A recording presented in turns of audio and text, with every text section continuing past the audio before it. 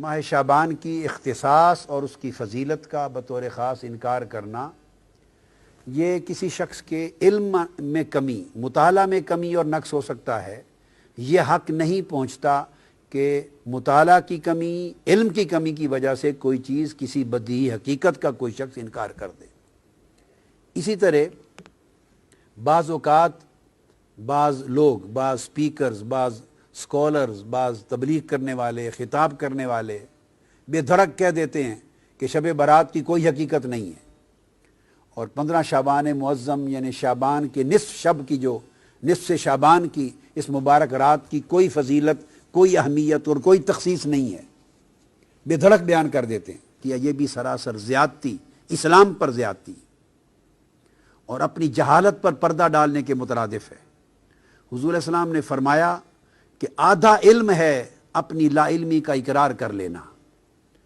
اگر کسی کے علم میں ایک چیز نہیں ہے اور وہ کہے کہ میرے مطالعہ میں نہیں گزری، تو یہ بڑی تقویٰ کی بات ہے، اچھی بات ہے۔ اہل علم کا شیوا ہے کہ یوں کہے کہ میرے علم میں نہیں آئی، میرے مطالعہ میں نہیں آئی۔ یہ حق نہیں پہنچتا کہ کہے اس کی کوئی حقیقت نہیں۔ حضور علیہ السلام نے فرمایا، اور یہ سنن نسائی میں ہے، جس میں آقا علیہ السلام نے فرمایا اس مہینے میں اعمال اٹھائے جاتے ہیں اللہ کے حضور ماہ شعبان میں، اور میں مسلسل روزے اس لیے رکھتا ہوں کہ میں محبت کرتا ہوں کہ میرے اعمال ماہ شعبان میں اللہ کے حضور پیش ہوں تو میں صائم ہوں، یعنی روزہ دار ہوں۔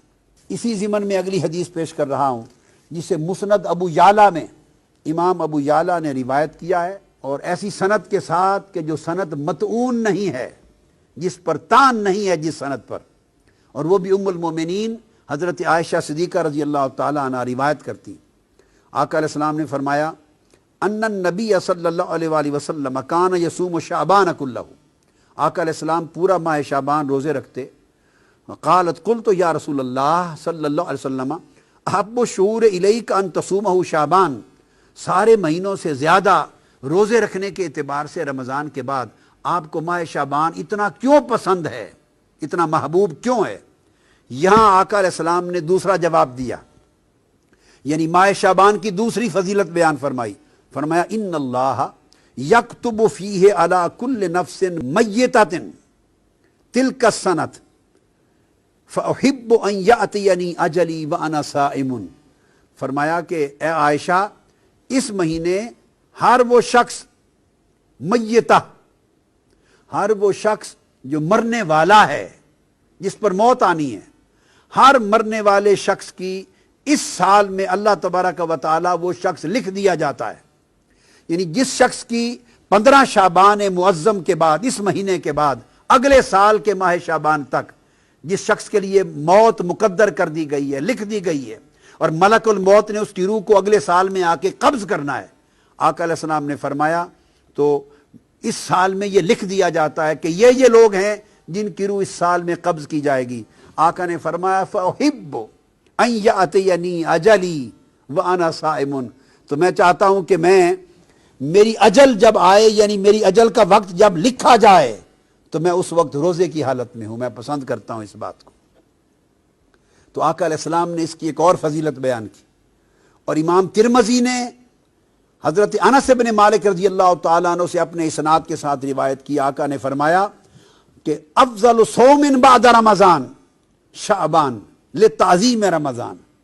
کہ رمضان کے بعد سب سے افضل روزے شعبان کے ہیں، اس لیے کہ شعبان کی تعظیم رمضان کی وجہ سے ہے، یا شعبان کی فضیلت رمضان کی وجہ سے ہے۔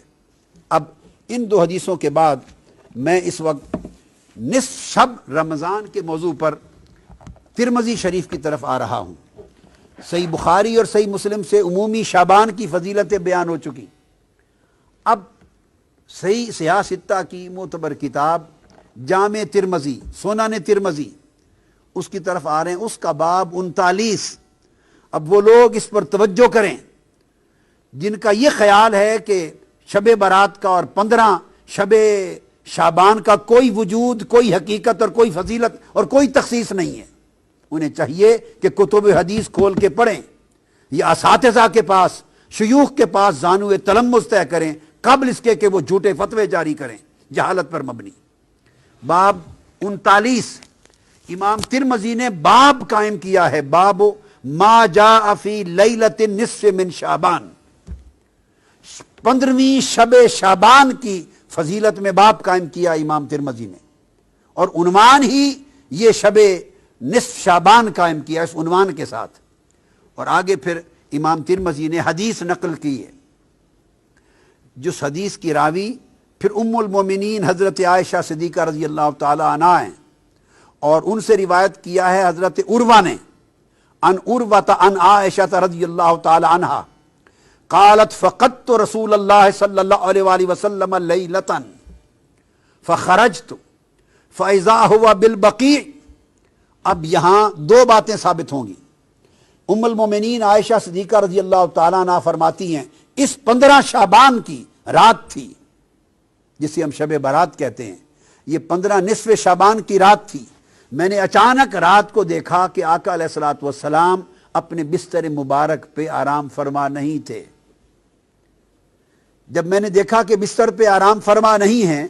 تو میں فوراً گھر سے نکل پڑی آپ کی تلاش میں۔ جب تلاش میں نکلی تو فیضا ہوا بالبقیع، میں نے آقا علیہ السلام کو جنت البقیع یعنی بقیع کے قبرستان میں پایا۔ یہاں سے دو باتیں ثابت ہوئیں، ایک امام ترمذی کا 15 شعبان کی شب کے عنوان سے پورا باب قائم کرنا، اور سیدہ عائشہ صدیقہ رضی اللہ تعالی عنہا سے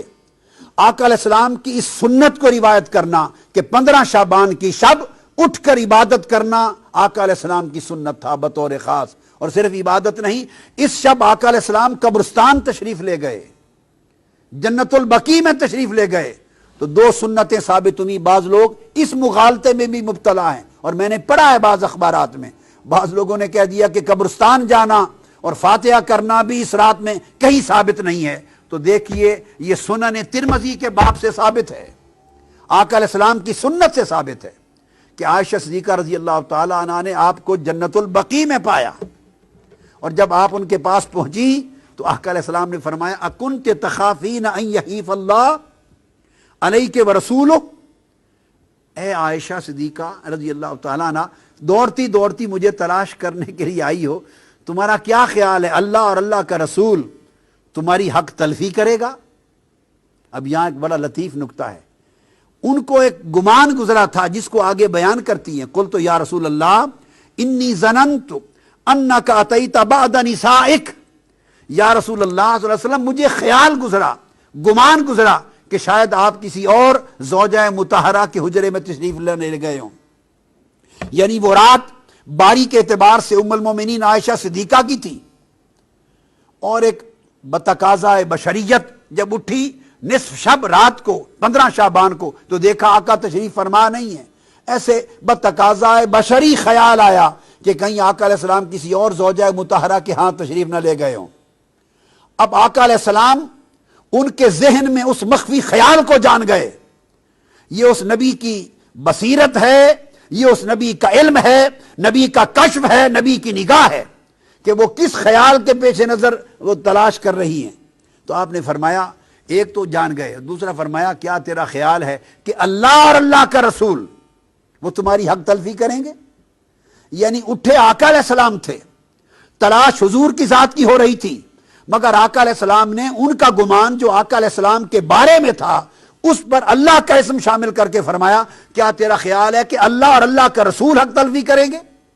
یہ نہیں فرمایا کہ رسول حق تلفی کرے گا، نہیں، بلکہ فرمایا کہ اللہ اور اللہ کا رسول ایسا کریں گے۔ اشارہ اس امر کی طرف تھا کہ رسول کا ہر عمل وہ رسول کا نہیں ہوتا، وہ اللہ کا عمل تصور ہوتا ہے، اور رسول کی نسبت سوء ظن اللہ کی نسبت سوء ظن ہوتا ہے، رسول کا ادب اللہ کا ادب ہوتا ہے، اور رسول سے حسن ظن اور حسن ادب اللہ کے ساتھ حسن ظن اور حسن ادب ہوتا ہے۔ یہ مقام رسالت کا بھی اشارہ فرما دیا۔ انہوں نے جب عرض کیا یا رسول اللہ مجھے یہ گمان گزرا کہ شاید آپ کسی زوجہ مطہرہ کے ہاں تشریف نہ لے گئے ہوں،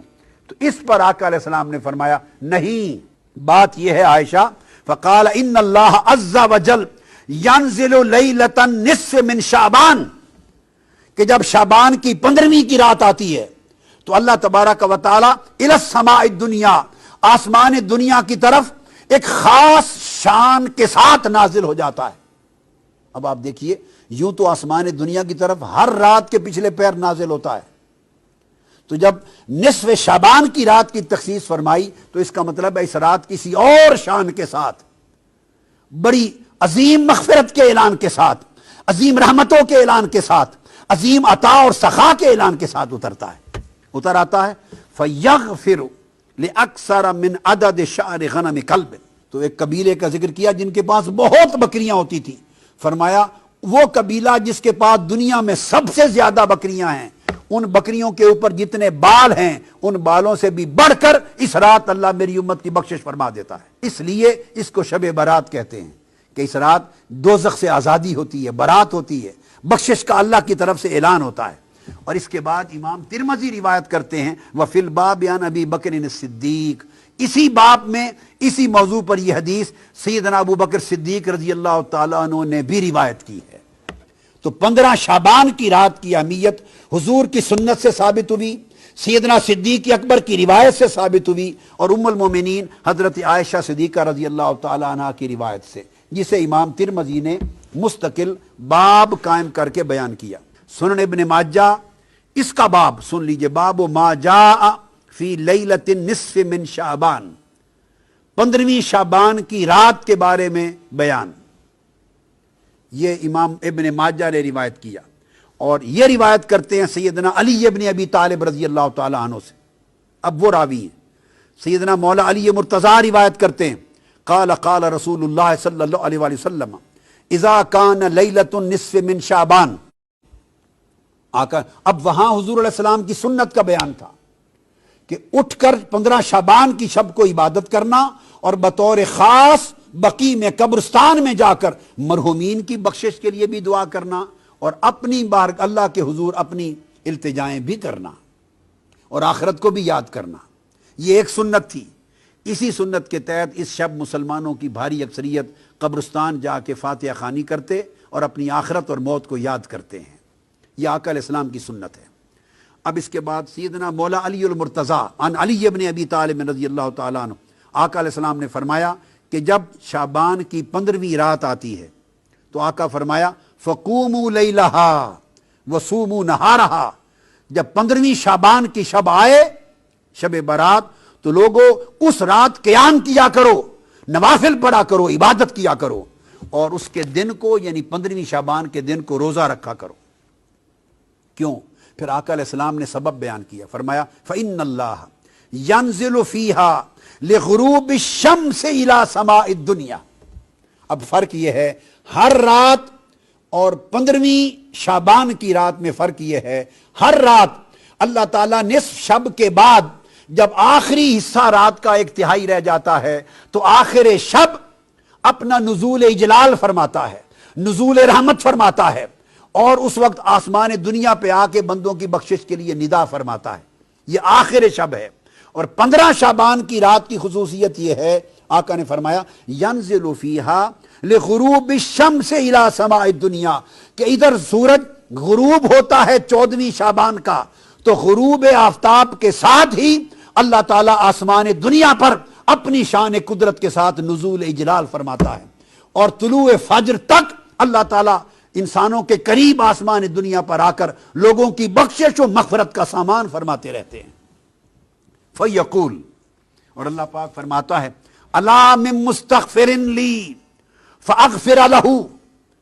15 شعبان کی شب اللہ پاک غروب آفتاب کے بعد سے اعلان فرمانا شروع کرتے ہیں، ہے کوئی مجھ سے استغفار کرنے والا، گناہوں کی معافی مانگنے والا، سو میں اس کو معاف کر دوں۔ الا مسترزق فارزقہ، ہے کوئی مجھ سے رزق طلب کرنے والا، سو میں اس کے رزق میں وسعت عطا کر دوں۔ الا مبتلا فاعافیہ، ہے کوئی مصائب و آلام میں مبتلا شخص مجھ سے مانگے سو میں اس کو عافیت عطا کر دوں۔ الا قضا الا قضا، ہے کوئی ایسا شخص، ہے کوئی ایسا شخص، یہ کہہ کے اللہ پاک اعلان فرماتا رہتا ہے اور اپنی عطا اور سخا کے دامن کو پھیلاتا رہتا ہے حتیٰ یطلع الفجر،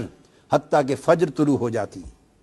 یہ امام ابن ماجہ نے باب قائم کیا، کثرت کے ساتھ اس سبجیکٹ پر احادیث آئی ہیں، اور ائمہ حدیث نے ابواب قائم کیے ہیں کہ یہ گمان کرنا کہ اس کی کوئی حقیقت اور بنیاد نہیں، یہ سوائے جہالت اور لا علمی کے اور کتب حدیث اور ذخیرے حدیث سے بے خبر ہونے کی اور کسی چیز پہ دلالت نہیں کرتی۔ سب سے پہلے نئی ویڈیوز کو حاصل کرنے کے لیے شیخ الاسلام ڈاکٹر محمد طاہر القادری کے آفیشیل یوٹیوب چینل کو سبسکرائب کریں اور بیل آئیکن کلک کریں۔